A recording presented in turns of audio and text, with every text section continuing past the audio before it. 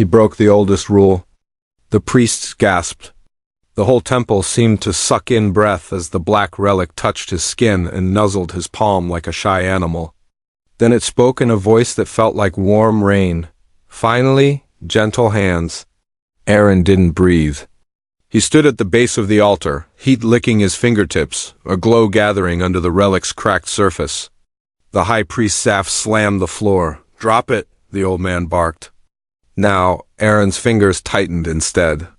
He had come here to see the thing that scared everyone in Ashmar, the thing chained in the stone heart of the city, the thing that made children speak in whispers.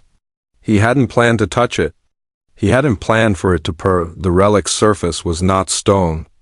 It was warm.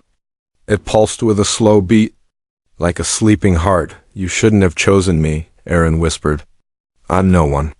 "You are not no one," the relic said inside his head, soft and bright. "You are kind." The priests spread out, robes scraping. Incense burned sharp and bitter. On the walls, the old murals showed fire swallowing cities. The relic in every scene looked like a falling star. The legend said it leveled armies and judged kings. The law said no one must touch it or die. Aaron had grown up with that law like a nail in the door. "Boy," the high priest said, "you walk a forbidden line. That thing kills. Let it go." Aaron remembered the scar across his wrist. A brand from the old factory. He remembered a little girl coughing in the coal smoke. He had no crowns. No gold ring. Only a promise he'd whispered to a grave. Never again. He lifted his chin. "If it wanted me dead," he said, "I would be ash." "Blasphemy!" A priest spat. The relic pressed closer to his palm, almost cuddling. "Do not fear," it whispered. "Only the cruel burn." The floor trembled. Chains that once held the relic rattled on the altar. The priests flinched, then drew knives with hooked blades. Metal glinted. "Take him," the high priest ordered. "We cannot let it bond." Bond, the word hit Aaron like a bell. Bond to what? To him. He felt a thin thread spool from the relic into his chest, a thread that hummed with light and pain and something that felt like home. He ran. Aaron spun away from the altar and bolted down the aisle. Torches shook as he passed. Sand crunched under his boots. The relic clung to his palm as if magnetized. A knife flashed by his ear. He ducked, slid beneath a hanging curtain of bells, and burst into the side hall where the air tasted like rain and dust. Footsteps thundered behind him. "Stop!" someone shouted. "He's taken the judgment." Aaron's thoughts raced. The judgment. That was its old name. People told stories in whispers. If you touched it with wicked hands, it would drink your fire. If you touched it with clean hearts, it would make your path heavy with promise. Everyone he knew said the same. Don't touch it at all. No one was clean enough. Left, the relic murmured. There is a door only I can open. How, why me? Aaron hissed, turning left.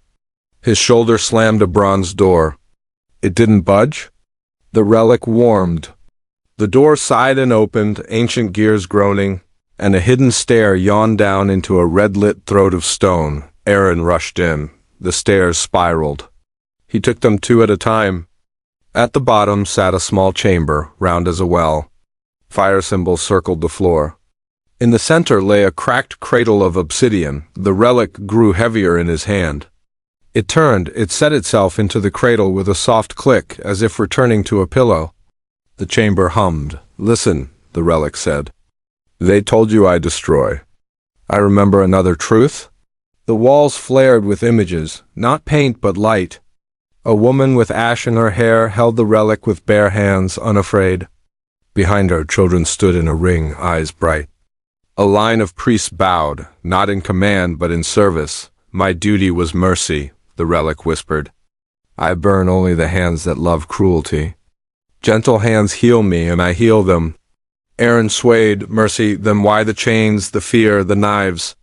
The answer hit at the same time as the twist that split his world. The woman in the light turned. Her face it was his mother. Aaron's mouth went dry. His mother, dead 5 years? His mother, the factory nurse who used to wrap burned fingers with cool cloth and say, "Hands tell the truth." She had touched the relic. The relic had lived in her hands, which meant she hadn't been just a nurse. She was keeper, the relic said, voice thick with grief. She kept me safe. They took her voice. They took me. They called me curse. The chamber shook. Dust fell like gray snow. The priests had found the hidden door. Their shouts grew closer. Aaron's heart slammed. Betrayal burned hot under his ribs. Why did they do it? He asked. Why lie?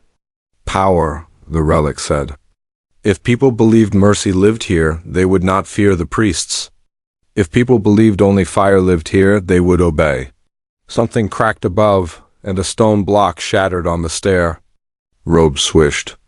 The first priest stumbled into the chamber, eyes wild, blade uplifted. Back, Aaron said, but his voice shook. He was one boy. They were many. He looked at the cradle. He looked at his palm. He thought of his mother's soft hands. He set both palms on the relic. The relic sang. Light flooded his bones. The song was a thread that stitched him to the cradle and then out through the walls. Into the city, into every hidden room where people carried marks and fear. The blade in the priest's hand spat sparks and fell from numb fingers. He screamed and grabbed his wrists, only the cruel burn. A second priest rushed in and stopped. She pulled back her hood. Her eyes were winter blue. Her mouth was a thin line Aaron knew from a lost photo tucked in a drawer. His sister, alive, wearing a priest's robe. Aaron, she said. Her voice was a harsh whisper. Let it go. You don't know what you're waking. He couldn't speak. The relic purred in his hands like a living thing. Warm tears blurred the chamber. For 5 years he had talked to her grave too. You died, he said. They told you that, she said. They needed you small. Behind her the high priest appeared, face pale, veins like ink. He raised a hand and the chamber's symbols flared black. If the relic bonds, he snarled, the city cracks. Good? The relic murmured, gentle and fierce at once. Cracks let light in. Aaron lifted his head. What happens if I don't let go? The ceiling groaned. The city above answered with a distant roar. Heat rose through the floor. His sister took one step closer, tears in her eyes. You find the truth, she said, and the truth will try to kill you. The chamber door slammed. Bolts shot into place on their own, as if the stone had made a choice. The high priest hissed and began to chant. The floor split in a thin, glowing line between Aaron's feet. Wind screamed up from the crack. The relic pressed its thoughts into his chest, steady as a heartbeat. Keeper, it whispered, and somehow the word felt like his name. Aaron tightened his grip. Then let them come. Above, something massive broke. The city shook. Light exploded up the stair. His sister reached for him, caught between duty and blood. The high priest's chant turned to a curse, and the crack at Aaron's feet opened wide. Want more wild worlds and cliffhangers? Hit follow to catch the next part first.